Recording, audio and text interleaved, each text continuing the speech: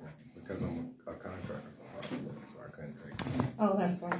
Hello, y'all. Welcome to Real Talk Live with Arnette D. And today I have Mr. Eugene Swinson with me. And let me, Swinson, not Swinton. Hold on. Let me get it right. Yeah, I have him here with me today, and we're going to talk story about what he has going on, what he's been through. And I talk to him all the time, so I know he can talk. How you doing, Gino? I'm good. You good? You good? Look, tell everybody a little bit about you. What you mean? You know, where you come from, what you know. I'm from Portsmouth. I grew up in Outer Harbor. I'm one of 4. I have 3 other siblings, 2 sisters and a brother. I've been in Portsmouth my whole life. For the most part, yeah. So you went to Woodrow Wilson? I did not. What school you go to? I went to Booker T. How you go to Booker T and from Portsmouth? Because at one time, when you go, let me think, 8th grade was high school. Mm-hmm. So my mother moved to, there's a Mission College. There's some apartments right across the street from Booker T.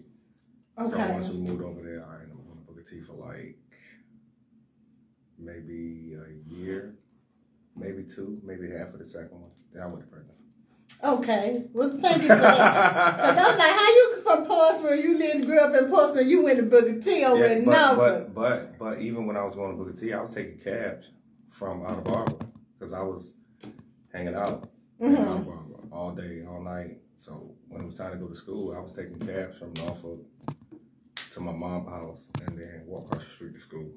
Oh, okay. And that didn't last very long. I didn't go to Booker T for a long time. Okay. So then you went to what school? St. Bride's. St. Bride's. St. Bride's. I can't stand him, y'all. He got me. Okay. So we're going to get to St. Bride's. But listen, y'all, when you start coming on, I know it's early. My show comes on at 2 now. So when you do come on, if we still live, you can call me at 757-724-1041 with any questions that you have for him. And so we're going to make sure we got him in the camera. And we're going to get to asking some questions here. Because it's all about Eugene right now. So you said you went to St. Bride's. So tell us about that. Why I went or what happened? Or how was my time there? Well, first start off with what happened. Because you said you went from high school to St. Bride's. Yeah, so when I was 15, I had caught 2 charges. I caught a attempted murder charge. Okay. And I caught malicious wounding charge. 2 shooting cases, pretty much, for the most part. Mm-hmm. And I was tried as an adult at 15. At 15? Yeah, so the way it went, like with continuances and stuff like that, and even from it having to go from juvenile court to adult court, it took a while. I think I got found guilty in like June or July of '93, and I appealed it. So I was out from like June or July, and then in January '94, January 10th '94. I never forget these dates. Okay. January 10th, 1994, I got picked up, and they said my appeal was denied, and started my sentence. So nobody died. So I got 7. Yeah, I got 7 years for it though. Nobody died. And you was tried as an adult, and then you end up with 7 years. Yeah, how it happened was, so I shot one dude, and then I was accused of shooting another guy. So the first one was a malicious wounding. The second one was an attempted murder. Now, was it the attempted murder? I never got found guilty for it. But the attempted murder is the charge that kind of made. It was what kind of made them certify me. Like you violent. You 15 years old. You just got your second shooting case. Oh, that's what pushed it over. That's what pushed it over. Okay. Even though I never got found guilty for the attempted murder, it kind of didn't matter. So I only got found guilty of the 1 charge, the malicious wounding. Okay, and that was the second guy.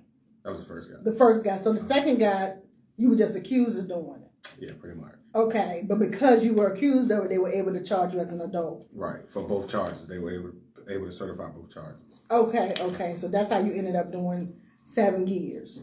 Did you do all of it? I got sentenced to 7 years. No, I did like 3.5. You did 3.5. Yeah. And so now, of course, you're older, so that's pretty much in your rear. But that's how you started. And so now, fast forward, when you got out, what did you do? I went to Norfolk State. Make a long story short, I mean, when I got out, of course, I went directly back to the street. Okay. For maybe a couple of years, to be honest, a couple of years. And then I enrolled at Norfolk State. So Norfolk State is what, along having kids, kind of made me kind of turn a corner a little bit. I started looking at the stuff I was doing. It was like, I even look at the kids now and be like, man, y'all think this stuff so much. Like, you think you're doing something until you get it. Like, I've seen it from two perspectives. One, I go out of town, or I did when I was young, like 14, 15, 16 years old. I'm in New York, I'm in Miami, I'm in all these places. And this guy's my age who worth 6, 7 figures. What? Yeah, easy drive, 19-year-old driving a Ferrari. He's like, you know what I'm saying? Oh, wow. Okay, so let's give you another perspective. I'm going to Norfolk State at 28, 29. Okay, so you're a little older. And you got 22, 23-year-olds closing on rental properties.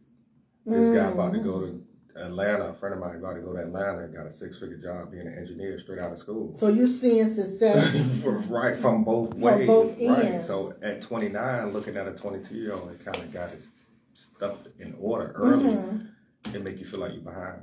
So the street stuff it's not as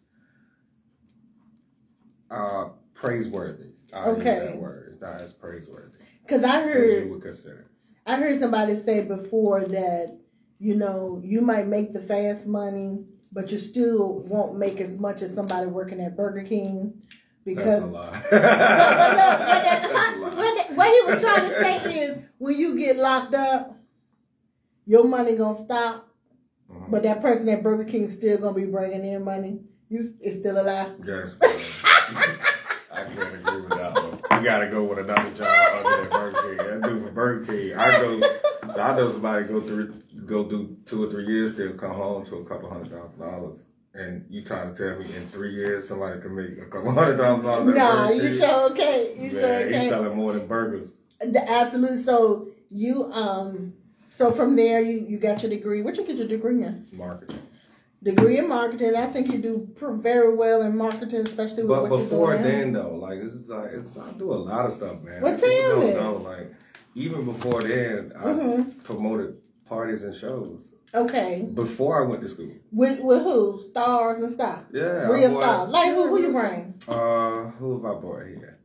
My first one I did Jadakiss in Miami for spring break. Okay. That was no, I'm lying. I was in school when I did that because I did. You did Jadakiss. School, right? I did Fabulous at Mansion.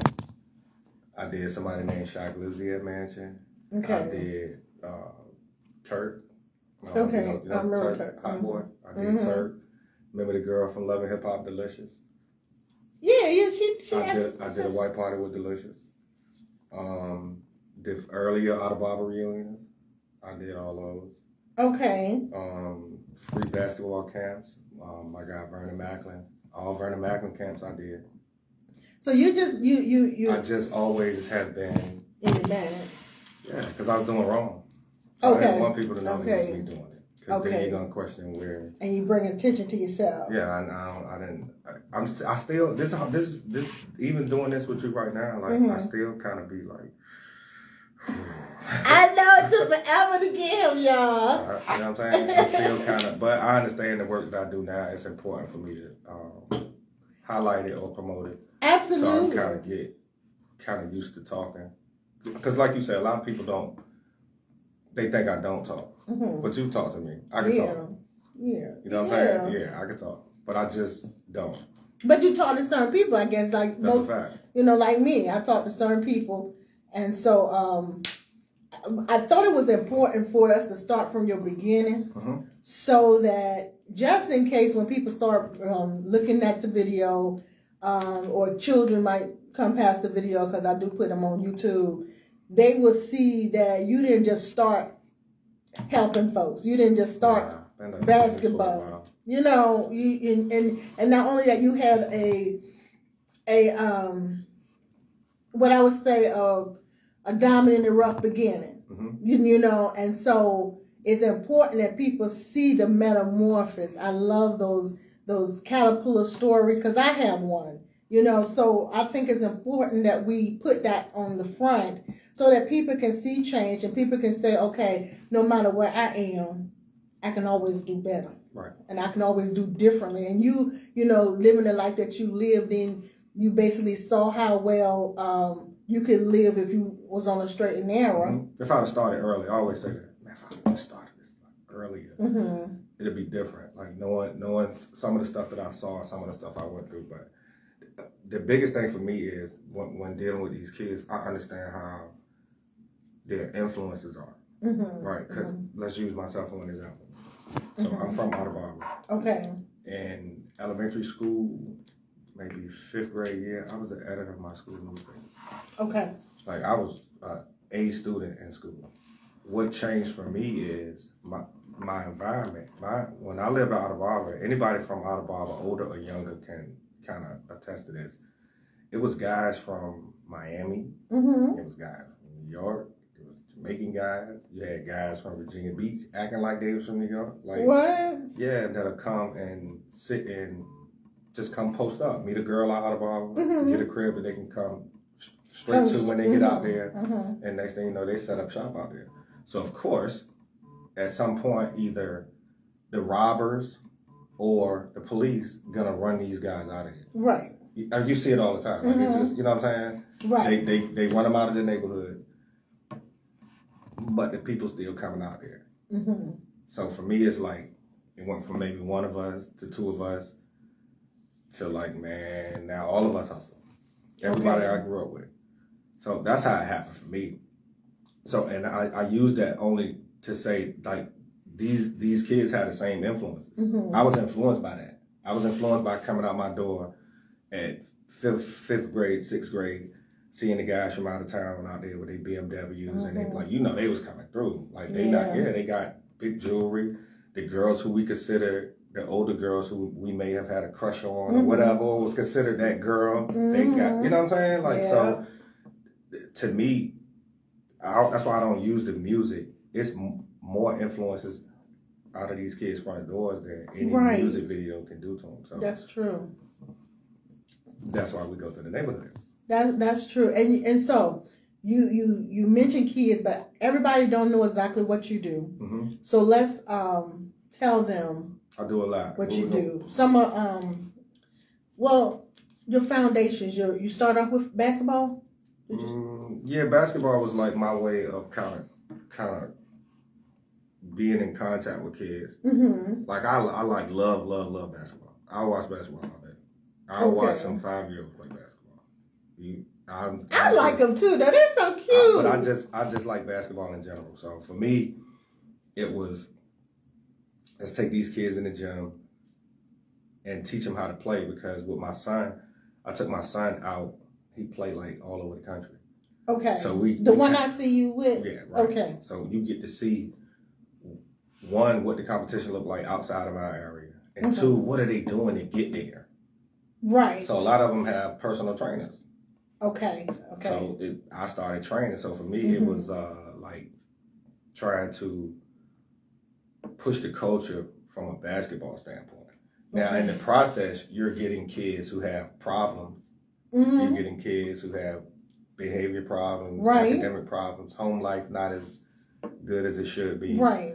So for me, it was almost like a natural transition. But basketball just was a way to get them around me. Okay. So now you're an athlete now. You get what I'm saying? Like you're not whatever you was when you came in here. You're an athlete now. Yeah. Most of your friends should be athletes. Right. You should always be trying to get in the gym. I just preached it randomly. So no. So so you found an avenue to bring them, an avenue of interest for them. And then the other part of the basketball part was I met Vernon. I don't know if you know Vernon. Which one? Vernon Macklin. Vernon was before Dodo. Okay. It was Vernon. Okay. Vernon played with Dodo's brother, Ben. Okay. So Vernon got drafted to the Pistons. Okay. He played for Florida like Dodo before Doe. Oh, okay. Got on All-American. Is he still playing? They play overseas now. Living on okay. Okay. So, but I met him when he was like 14. Mm-hmm. And he's been one of my guys since then. Like, he still makes sure my son good, still talks. So they all is like one little basketball community. Okay. So I felt like it gotta be some more Vernons out there. Mm-hmm. You know what I'm saying? Yeah. So once Vernon made it to where he had to go, it was important for me, and I'm still like this, for the kids to know that it was a Vernon out there. Right. Now you have a few guys, Doe included in that conversation now, where guys know Doe came from the same schools, played in Charles P. just like y'all can make it out of here too. So my mindset was like, all right, I gotta make sure these kids see it's some successful people that went to these same schools and pretty much come from these same neighborhoods you come from. So.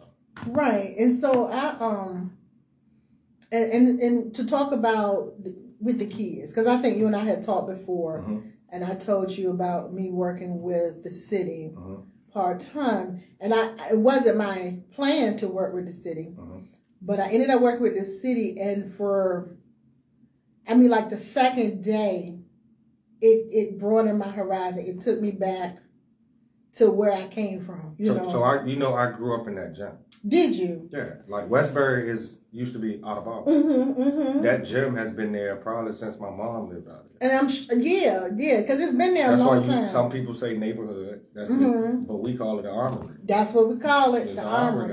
That's the gym that I grew up in. Was the one, you remember Academy Park? KP, yeah, they got a pool out there now. And we had a pool, but see, that was our center over there on the corner where those new houses are now. But remember... Right there where the circle is. Right, where the circle is. But you remember, it was also, if you went to Harlem Bitmore, because I lived on Elliott. So if you went up Elliott, it was closer for me to go to the center in Harlem Bitmore. Right, just go straight up Elliott and cut behind the Cut yes. And we used to go back there. It was like Safeway or Belo or something. It was a grocery store. Oh, no. That was the other way. If you go in the other direction of Elliott, like you're going to that church school. Portsmouth Christian. Right. If you go to Portsmouth Christian, it was a gym. It's a church now back there. Oh, see, I ain't know. And you turn back there. We go back there. Listen, people had fruit trees. We would go back there taking all kinds of fruits. People trees getting shot at. Yeah, we were getting shot at as children. See, people think we ain't been through nothing. We don't know anything, but we've done our share as well, you know. But when I got in there with those kids the second day, it just immediately took me back to where I was, you know, reminding me how I grew up, how I used to eat at the gym, at the centers. And let me be clear, because we understand everybody don't have to eat at the center. Some of them kids don't want it. They just want to come hang out. Yeah. I got a lot of kids that be like, no, I'm good. They just want to come hang out. They want somewhere where, one, they safe at, two, their friends at, and it's stuff for them to do. Absolutely, because I know my mom cooked every night. Every night she cooked. But we prefer to eat, sometimes, you know, the little sandwiches they serve. They were nasty, though. These kids get fed well, don't you think? No, it's a little different now. You don't like it? They get whole meals. Yeah, they can. They get whole meals. They get whole meals. But we got the styrofoam with the plastic on the top with the fruit, the milk, and the sandwich. And the sandwich. It was amazing back there. And then the sandwich was like in hamburger bun. Yeah, always. Yeah, so, you know, it's a little different. But, okay, so you went with the basketball, then you started your foundation? Is that how it happened? Tell us about the foundation. The foundation was actually founded and co-founded by myself and Alice Edwards. I always did charitable work behind the scenes, and it was actually her idea to be like, hey, you might as well just make it a nonprofit. So you doing it anyway, like why not just make it official on paper? So to me, starting Big Homies was like almost just putting a name on something that you were already doing. I love Big Homies too. So was it the reason? Was it the reason why I named it Big Homies? Yeah, definitely. How can I say this without sounding kind of crazy? Okay. two reasons why I named it Big Homie. One, I wanted to, well, I ain't gonna say two reasons. Well, the reason why I called it Big Homies is because, do you know what a big homie is, first of all? Yeah, a person that you learn from, like a mentor. Right, but the negative aspect of it is usually your upper somebody in somebody's organization or somebody's like group a gang. or somebody's something, right? And for me, all I kept hearing was, "Where's these kids' big homies at? Where's the big homies at?" That's all, I swear to God, that's all I kept, like, because you had these different neighborhoods doing stuff and wilding, and usually there is an older guy out there telling them, like the hey, OG, right? Like, come on, bro, you don't need to whatever, or look, bro, from experience, I've been through this. I can tell you what it's gonna be. Everybody was saying, where they at? Where the older guys at? Why ain't nobody saying nothing to these kids? So for me, I was like, okay, well, we could be the big homies. We could be the guy in these kids' ear advising them when something is wrong and they're doing something wrong, because obviously nobody's telling them. Right. So now what I have said is, regardless if they do it or not, I can't. You know what I'm saying? The fact that you're giving me enough time to tell you wrong, or to hear me out, I'll take that. Especially right now, I'll take that. Okay. So that's why we named it Big Homies, because we wanted to not only change what it was, because the way you really saw it is the way it really is. Okay. It's changed what it is. Like, Big Homie don't necessarily now, some of them don't advise the kids right. Right. So for us, let's change it. Let's change how it's looked at. And let's really be a big homie to these kids. Yeah, and start leading them in the right direction. That's a fact. And that you have been doing. I mean, to me, what I hate, when people stereotype individuals, because they did this, they can't dare be doing this over here, or they can't be productive citizens, right? And I beg to differ, and I know that as long as you're breathing, your blood is warm in your veins, you can always make a difference. And it doesn't matter. Me personally have had a lot of success outside of crime. Like, you know what I'm saying? Of course, I do. 40-something years old. So, like, you got to think, you're talking about 15, 16, 17, you know what I'm saying? You're talking about teen years. Like, that was like so long ago. But people don't care. They like to hold on to that negative stuff. But guess what? I don't care either. And it took me a long time to even talk about my past. But never was ashamed of it, and always had this mentality that I don't have to explain myself to nobody. But you do know that when you talk about your past, that's a leeway for showing somebody else that they can do it too. That's true. But nowadays, your past is digital.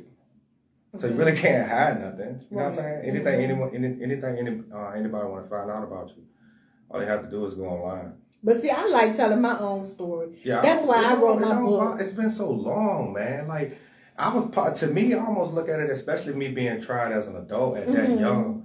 And the historic part of that was when Hillary Clinton tried to run. Remember I was talking to you about that? When she tried to run for office. One of the criticisms she got from the black community was in 1992 and 1993, she was one of the ones who said that young black males were super predators. And they changed the laws that you can go to prison as young as 13 now. Right.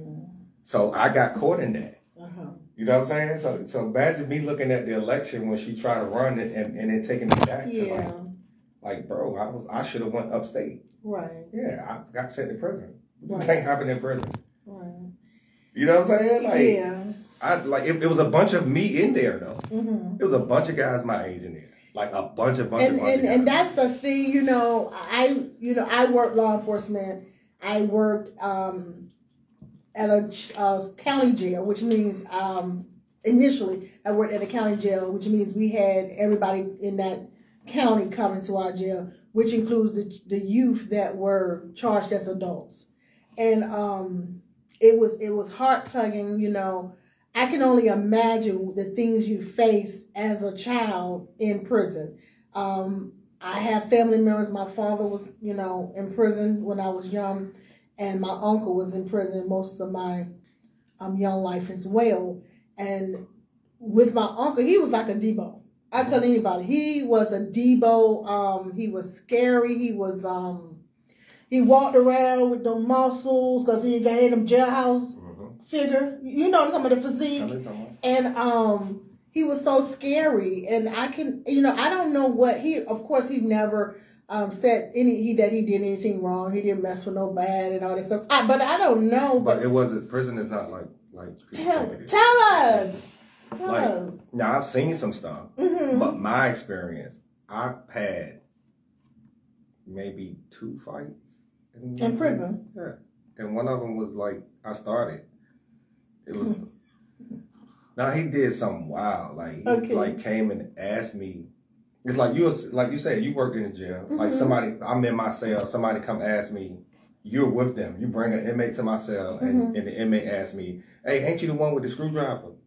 Oh, okay. So he tried to throw you under the bus. But I wasn't though. Like I guess he was looking for the guy that fixed the TVs because I'm on a prison yard. Like, but you're still not supposed to have it. You know what I'm saying? But I ain't the guy. Like, what are you talking? What are you? And that's how I took it. But outside of that, when you in prison, Norfolk, the like Hampton Roads are together. Okay.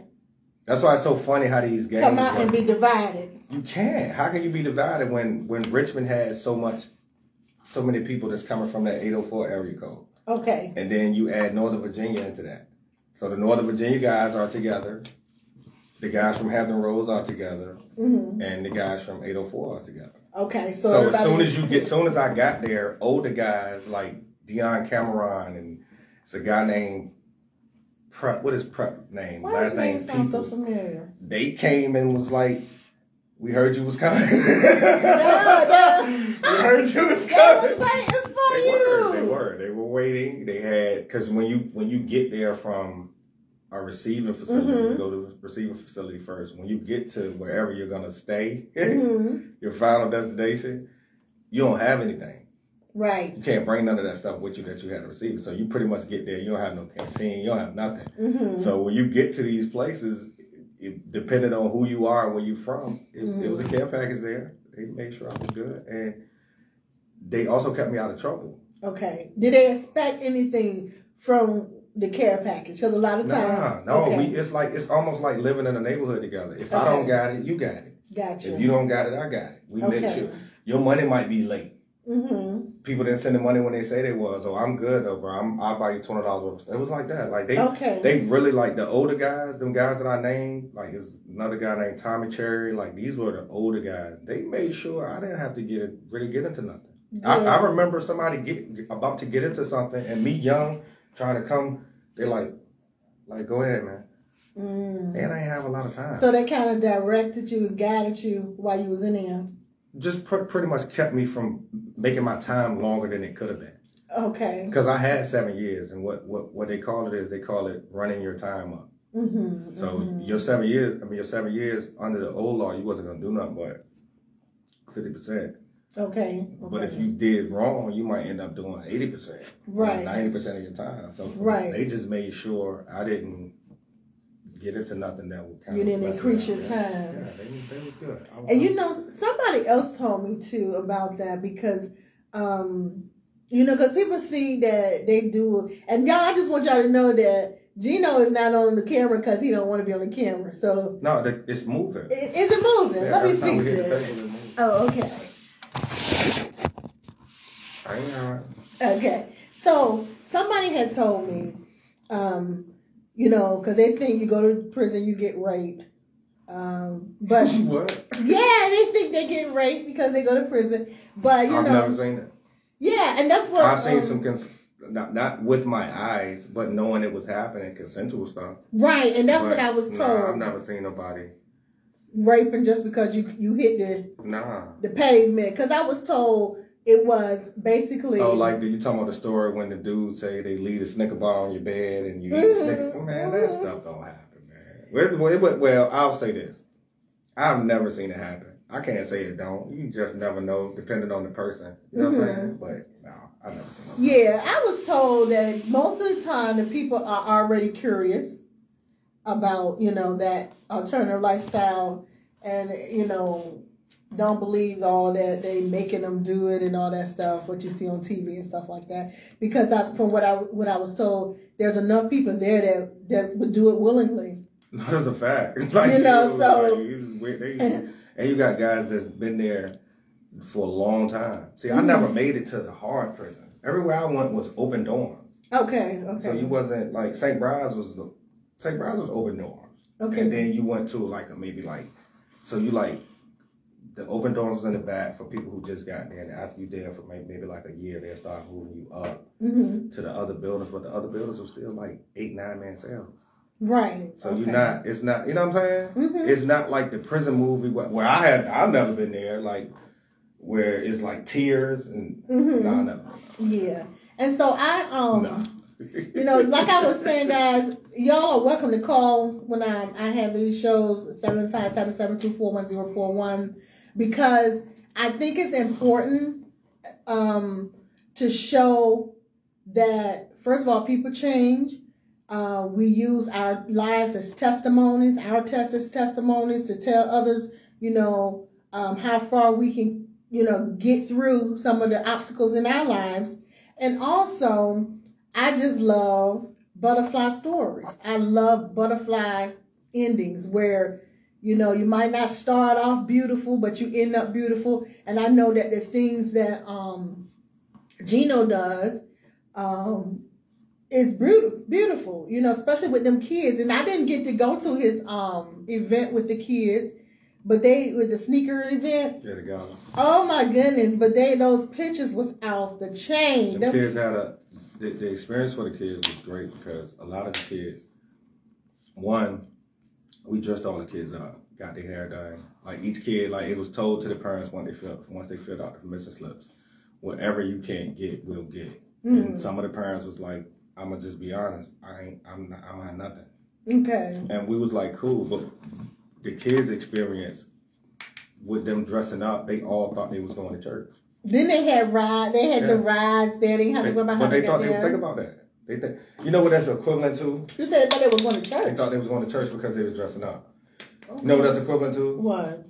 Somebody seeing me early, especially when I first started school. I had to wear suits a lot for presentations and stuff like that. Mm-hmm. So when they see me in person with a suit, what's the first thing they say when they saw me in a suit? Going to court? What you at court today? No, I ain't have court, bro. You know what I'm saying? Like why me dressed up? You gotta be going to court. I gotta be going to court. The same as the kids. Why y'all dressing up? Why did y'all feel like y'all was going to church? Gotcha. Like when they pulled up in front of the place, some of the kids was like, I told you we was going to church. Until they came in, it was like. So they didn't really know that they was going to a big old. And you had kids from Southside, Dale's Home, Swinson Home, and London Oaks. Right? No, was it? No, I'm not. No, I'm talking. The Oaks was involved. Swanson Home, Dale's Home, Southside. The significance of that was these neighborhoods usually, quote unquote, don't get along with each other, right? Especially the older kids. So I felt like if we get these kids together early, that was just part of like, okay, we want to do it for them, but like in the back of your mind, you're like, all right, we kind of cutting these boundaries out with them. Because I said it at the gala, like, hey, see how all y'all in here together, dancing together, everybody dressed up, everybody look good, and y'all from these different neighborhoods, right? So there is no problem right now. You get what I'm saying? Like, y'all don't have no problem with each other right now. So there shouldn't be a problem next year or the year after that. Like, y'all are cool. It don't matter that you live out Dale's Home. Right. And you live out Swanson Home. Y'all in here together right now at 11, 12 years old. So let's not get 14, 15 and then act like I don't like the guy from Dale's Home. Right. Because you're all together. You're together right now. Y'all from Portsmouth. You know what I'm saying? Y'all from Portsmouth. Like, they could take the names off of neighborhoods, and at the end of the day, y'all still from the same city. City. Like, come on, man. It's hard enough as it is. I was saying, I saw the vice mayor had keyed into us. Thank you so much for stopping by, sir. So next year, are you gonna do it annually? Yeah. Because next year I got some brewing. We're doing something crazy. And I definitely want to support. What you doing? The back to school thing. Remember back to school? Over at City Park. Yeah. Are you gonna do it at City Park this time? Still on the water though. But I got some stuff brewing because I won't know until probably in 2 weeks, if I'm going to get this certain position. And if I get this position, we definitely going to be working with the different organizations within the city. Mm-hmm. And so I won't say anything until I know whether or not I get the position. If I get the position, we're going to just definitely make sure that I get the people to back, what you're doing positive in this city, because it'll help us, and it also will help our community. What you doing. I just think it's important for us to go to the neighborhoods. Okay.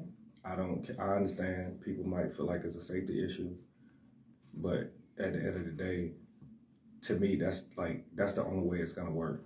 Like, a lot of times we do stuff and it's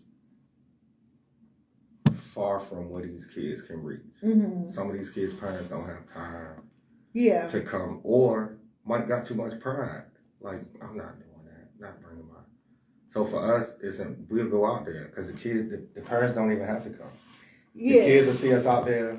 And they'll come on out. They're going to flock to us. You know what I'm saying? Mm-hmm. So now, with that, I'm in the middle schools now. That just happened. Where I go to the middle schools, I go to Carlisle Middle School on Tuesdays at 10:30 and talk to a group of students every Tuesday. Okay. And talk to a group of students and then leave Carlisle and go to Waters and talk to their kids, whoever's in ISS that day. Okay. So and that's good. Yeah, because now how many kids have got my number from Carlisle Middle School that call me, ask me for a $10 cash app or something? Hey man, can you send me $10? Yeah, of course. And plus they'll call you if they get in a tight spot too. In any type of trouble, they'll call me. Now somebody at the school can call me. Talk to the security guard at the school, knew some of the teachers at the school. Hey, your boy up here tripping. Right. Let me speak to him right quick. Instead of having to go to the extreme, you got a middle person to go in and talk to them and get them back on track. So they're gonna respect me from what I come from. They definitely respect me, and what I'm doing right now. I look just like them. That's right. So once I get now to me now, guess who I am? I'm their influence. You're the big homie. You get what I'm saying? Yeah. I'm gonna show you how to get here. Like, you can skip that step. You on right now. You need to skip that step because this ain't about nothing. That's gonna be a whole time that you look back on that you wasted that you could have been doing something different. Right. Yeah. That's right. And I mean, I think it's excellent. I think it's wonderful. I do what I do, but a lot of times me getting you guys on this show. Let people talk about, let me see what they say. Let people talk about what they're going through and how they're helping the community is a part of my advocacy. You plan to add different activities such as softball. Girls also need outlet. You got some good ass.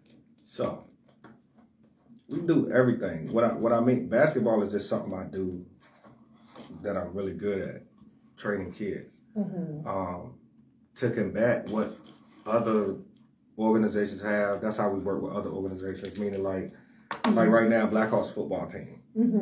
It's a guy that I met, cool young guy, got big plans for his organization. Blackhawks, yeah. Okay. So what did I do? I don't know too much about football, but I know some kids I was home that want to play. Right. So I send them kids, and if I have to pay for their registration, we pay for the registration. So to her, if you had a kid that wanted to play softball and maybe can't afford it, or maybe don't know where to go, we find the coach, and we put them on the team. If you can't afford to pay, we'll pay. And the reason for that is it's not about the money. It's about the Blackhawks coach. He picks those kids up from Swinson. Okay. So what is he to them? He's their influence. Yeah. If he's seeing them 4 or 5 days a week for practice, he's picking them up and dropping them off. See, I never... He got a big influence over them now. You know what I'm saying? Right. So we just try to change... You try to change the stuff that the kids look up to. Right. And see, I like how you don't try to... Everything is not about you. No. Everything is not about you. No. You use other entities to make stuff happen. And that is what I like. Just like when you told me, we can set it up where I come and implement my empowerment program. Right, while I already have the kids there. While you have the kids Instead of you trying to go and grab kids yourself, like, hey, I have a pool of kids. you can come. We can set up a day where you can come. Yes. Like, of course. And so, and then we still gonna do that once everything. But I do that with everybody. Yeah. Like Linwood and them cuts. He have a youth employment program where he had those kids doing odd jobs almost every weekend. And I know some of the kids that he got that was borderline. They was about to be doing something wild. Right. And he got, so do you know what I do? I hit Wood up. Hey, Wood, we need some. Or my guy over here said he needs some stuff moved. It'll be a good gig for the kids. Yeah, like I'm going to reach out. If it's something you specialize in, then I'm going to reach out, especially if I use your service versus me just trying to do it on my own. And that makes a lot of... It publicizes somebody else's group too. Because I do know our group, for whatever reason, is a popular group. Right, it is. Like people check for what we're doing. I get it. And I tell people that, especially people that's just starting or may have been doing something for a while, but that hasn't got a lot of traction. I'd be like, look, we just gonna involve y'all in our stuff. You know, just come with your stuff. Make sure you got all your, so people know who you are. The next event we do, we want you to come over because like the kids need all the help, not just my help or not just Carlos' help or Alice's help. They need everybody. Right, so absolutely. I don't try to get in nobody's way, and if I can help, I will. And that's what I love because pulling everybody together, networking, making the, you know, like I always, when I be talking, you know, preaching or whatever, I talk about the body and we're all different parts. And, you know, most preachers do. We're all different parts of the body. And you actually work the body. You actually bring the different parts together to make a whole for the community. And I love it. And now listen, not only does he do that, he is on a city board. He and I serve together for Ports and Industrial Commission. Yeah, I'm a commissioner. Yeah. Yes, and we, you know, make different decisions about, decisions that's going to help the economic development of our city. How do you like the board? I enjoy being on it. What you think? The board is interesting. I learn a lot. Everybody cool. Smart people, definitely smart people. For me, you know, I always be trying to look at ways that I can help kids. Right. Doing whatever they have, like when they was talking about the jobs for the what is the thing? Turbine, wind turbine. Right, like there's gonna be a lot of jobs that come in here for that, and all I kept thinking was, I was just waiting for the presentation to say something about them trying to give some of the kids jobs or at least job training for them. Get them trained, Because I hear people in the city always talking about a vocational school, which is to me will be like a no-brainer. Well, that's, you know, one of my platform items for because we're a shipyard town, bro. Like like a majority of the people that live in Portsmouth at some point have worked at their shipyard. Yeah, I had a job at the shipyard through a temp service. Like, you know, everybody who worked at that shipyard. I am just. So why not train the kids to do like the money jobs versus fire watch? Yeah, but see, sometimes you cleaning. Fire watch ain't bad now. You get in through fire watch, but you got to hustle to get to something else. Right. But you get in there through fire watch. So y'all don't, fire watch isn't bad. No, fire watch isn't bad. It's some money. But how about I go in there straight out of high school as a welder? Absolutely. You know what I'm saying? Absolutely. Like, how about that? Yes. Because if you paying me to fire watch, imagine how much the guy I'm watching is getting paid. That's right. Straight out of high school. That you watching is getting paid. And that is my whole thing, Gino, not to turn what our conversation is, but just to add to it. Like I say, I'm running for school board this year. My platform, one of my platform items is a vocational training facility or implementing something where we know that we can send our kids and we know they're going to get this training. Because I was a child who did not want to go to college. I was like, you know what? It took me forever to get out of high school. I'm, you know, tooth and nail and with my mom on my back. College was some of my best years. I was just mad I was so old when I went. Yeah, but, I had fun in school. I didn't want to do it. I had fun. Oh, my God. I mean, I went to college later. You know, I wasn't too much older when I went because my mom and my supervisor in the military had set me up. And I ended up in college less than a year after I went in the military. So they did that to me. You know what I'm saying? So my mom got both of what she wanted from me. That was me going in the military and college.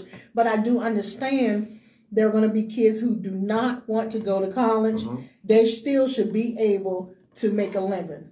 Make a good living. A good living. And why not focus on that?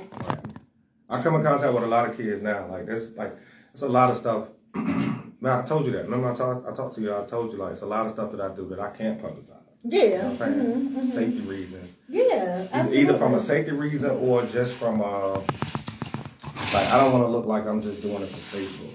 Or I don't want to look like I'm just doing it for Instagram. So I think some of the kids I come in contact with, if I'm talking to a kid from this neighborhood, how the kid from the other neighborhood gonna feel that he know I talk to him?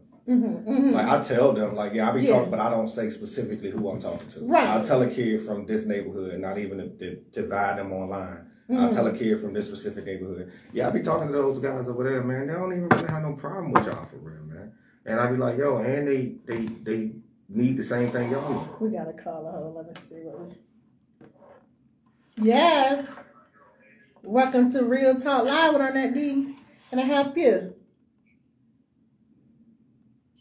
You calling me? Hey, sis, how you doing? Good. How are you? How you doing, sis? I'm good. How you doing? Can you hear me? Doing good, doing good. You got a question? Cause you know. Yes, I just want a question or a comment. Okay. I would definitely like to see. I'm definitely feeling what y'all saying about the youth as far as giving them opportunity, especially those that are not really built to go to college. But I was looking at I would really like to see if we could get together, like as far as like the elders, I guess, of the community or whatever.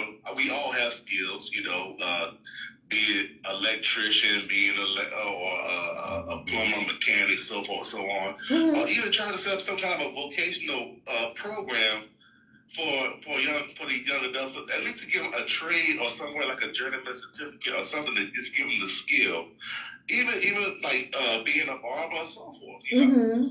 You know what? And that, to me, that is something that we can push for, because if we can't get it in the school system, we might can push for it as a alternative method of teaching our kids. You know what I'm saying? That not just giving up on them. You know.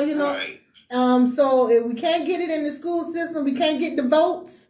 Maybe we can work with the community and get something like that started. And they have to maybe go to nights, come to classes at night or in the evenings and get what they need so they can get certified. Because we need to make sure that our children can be productive citizens. Does Norfolk still have this vocational school? No, I think we would have the only vocational school. You know, they used to bus their kids. To Norfolk did. Like they'll go to their regular classes and say like their fifth bell be the Votech school. They'll leave school on the school bus and get dropped off at Votech and take back to school. Like they made it work. Yeah, they made it work in Norfolk. It was by military circle. Their school was by military. So that's a good idea, and I got your number. We're gonna work on that. If I can't get it passed on the school board when y'all vote me in, we're gonna go to the community and work on that, because either way, our kids really need an alternative method other than college. Because look at the fees though too, the pay. You go to college, you own $120,000. God knows I know.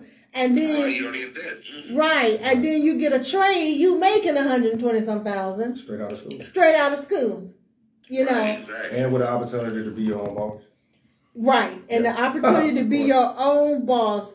And that's why another one of my platform is financial literacy. You need to know how to take care of your money and what to do with your money. Absolutely. And how to, manage. So listen, like I told y'all, we really took a minute to get Gino up here, even though he and I have talked so much. But to me, he's an inspiration. He is he's a butterfly, Yes, sir. Keep doing what you're doing, Gino. I appreciate it, boss. All right, bro. We're gonna talk to you about that vocational endeavor, okay? All right, you take care. All right, thank you. Bye-bye. All right, bye-bye. So yeah, we definitely thank you, Gino, for coming. I won't take much more of your time. I appreciate you.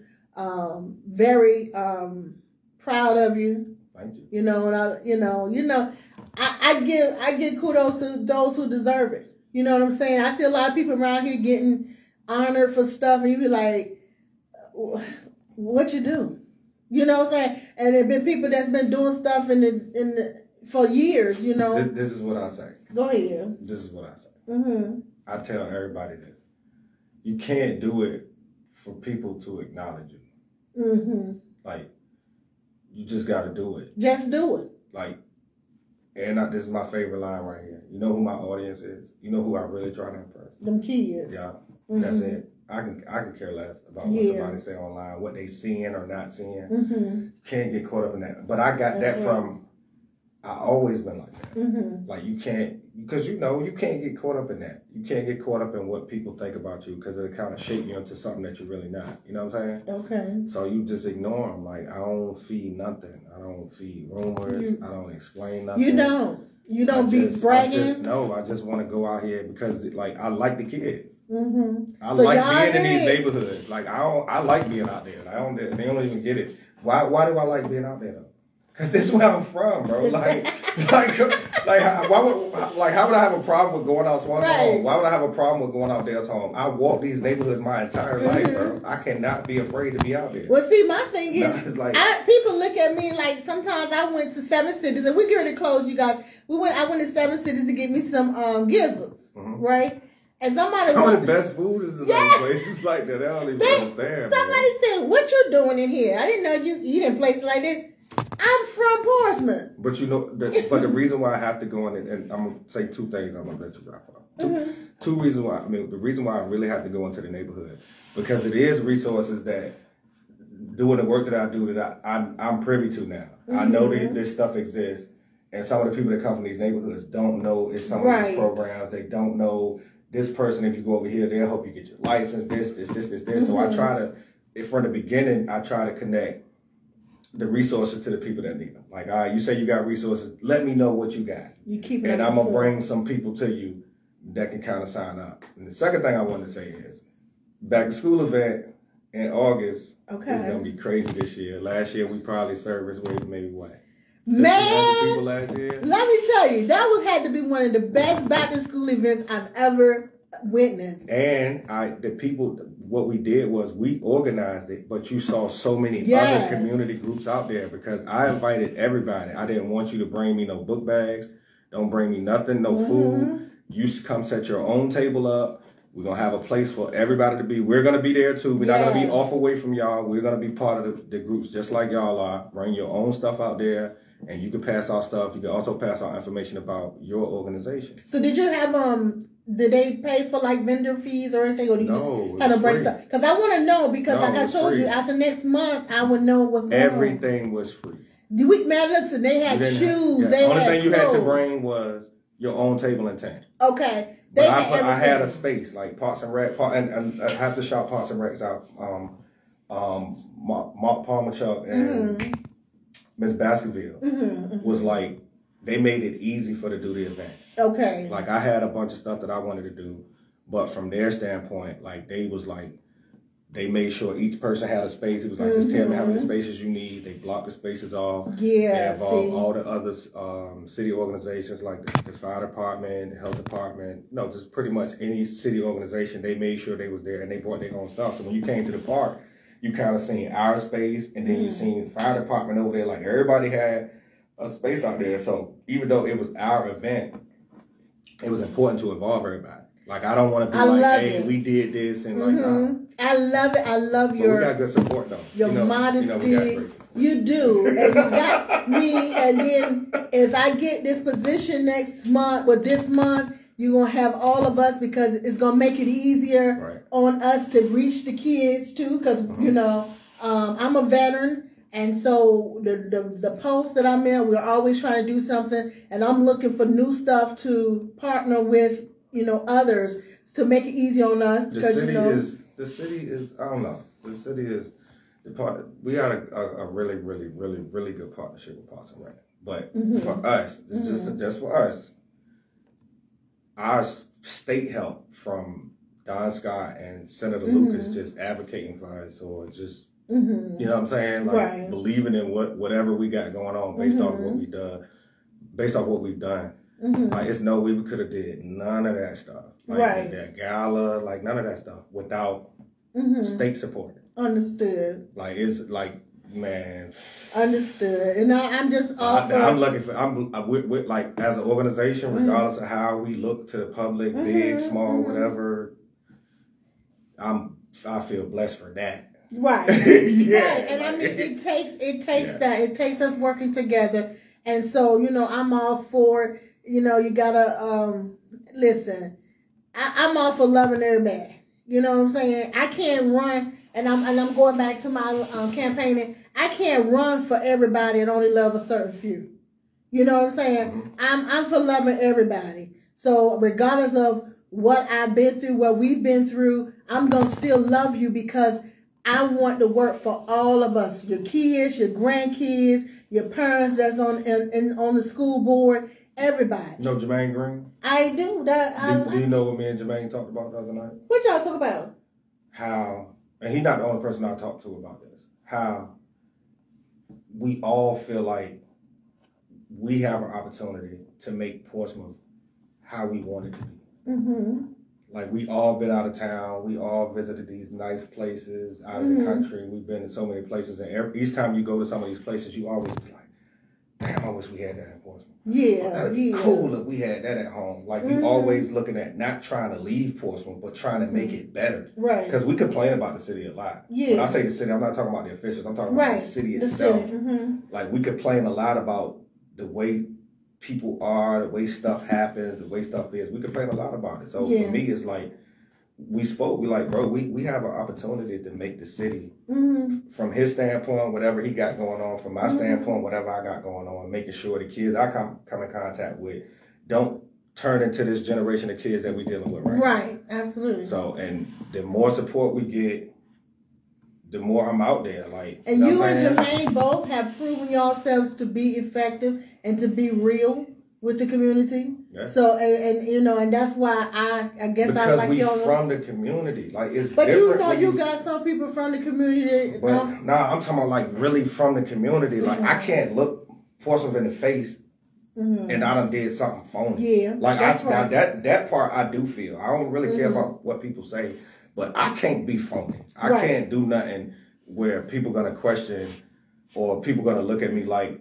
how I'm looked at. I mean, different than how I'm looked at, or different than how whatever stature I've gained, or whatever I did when I was in the city. I'm looked at a certain way by a certain group of people. Right.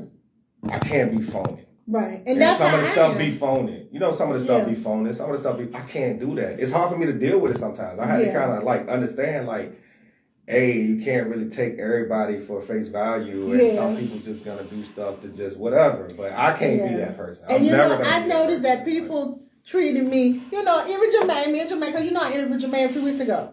And at first, you know, you guys had to get warmed up to me. Y'all had to see that I wasn't doing this just for people to watch my show. And I wasn't doing this, you know, just to say I'm in there doing the street. This stuff is near and dear to my heart. I grew up in these streets.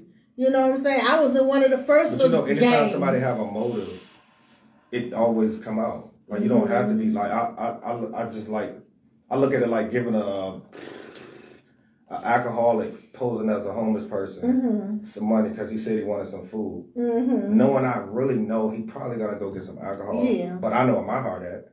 Right. You get what I'm saying? Like, I know why I did it. Because I know he needed some food. Yeah. Now, if he take this money and go get him something to drink, like he probably is, it still doesn't change my gesture. You get what I'm saying? So that's how I look at some of the stuff that be happening in the city. That's right. You're right. So if you're going to do it, you do it from your heart. That way you won't be disappointed when somebody is doing it and not doing it from the heart and their motive is off. Listen, y'all. And if you want to know, just ask the kids. Won't they tell you? Won't they tell you? Those kids will tell you what is going on. Really? The kids know when people don't really rock with them. They sure do. They do. They sure do. And I have enjoyed working with these kids, and I'm gonna be with them as long as I can. Some of the kids that I see. Yeah. Some of the whole kids coming there, they funny. I get some of them. They look, and when the lady burn their chicken, they say, "I know she don't burn her chicken at home." Yeah, like them kids is super smart. Super. Them kids just want to know that you're gonna be there tomorrow. Yeah, that's it. They just want to know. That's the first thing I learned when I started going into these neighborhoods. They've seen a lot of groups come through there, and the first thing they ask is, "Are you coming back?" Yeah. Are you coming back? Yeah, of course I'm coming. That is so true. I get them my number. I get my number to so many kids, bro. You can call me anytime. Yeah, and that's why I won't go, even though I got somewhere you need a ride. Call me. Yeah, I got 2 jobs, and I won't leave them because even if I can only see them for 2 hours, I don't want them to think that I just gave up. I go to these neighborhoods when I'm not like scheduled to. You know what I'm saying? Like I'm gonna just go out there. Yeah. So because you're great, you see me. And see that's what I'm saying, y'all. Surround yourself with people that's trying to make a difference. I know I do. I put myself in a position where if I call Gino, like we just thought. As a matter of fact, my assistant called Gino a couple of days ago and was like, "Are you free?" And so because she texted me day before yesterday. Day before yesterday, it came out of the blue. I was like. It was my fault. It was my fault. But you know, you put yourself in these predicaments where you want to make sure that you are able to call on somebody and able to help them get what they're doing out, like he does. You know, and if I can help you get your business out, it does not matter to me, race, creed, color. It doesn't matter. You got something going on in the community that you need to get out. Contact me at 757-724-1041. Text me, and we'll get back with you and get you on the show so people know what you're doing. Okay, so thanks again, Gino. I'm going to let you go now so that you can enjoy the rest of your Sunday and tell your family I said hello. Gotcha. All right, now you take care. All right, thank you.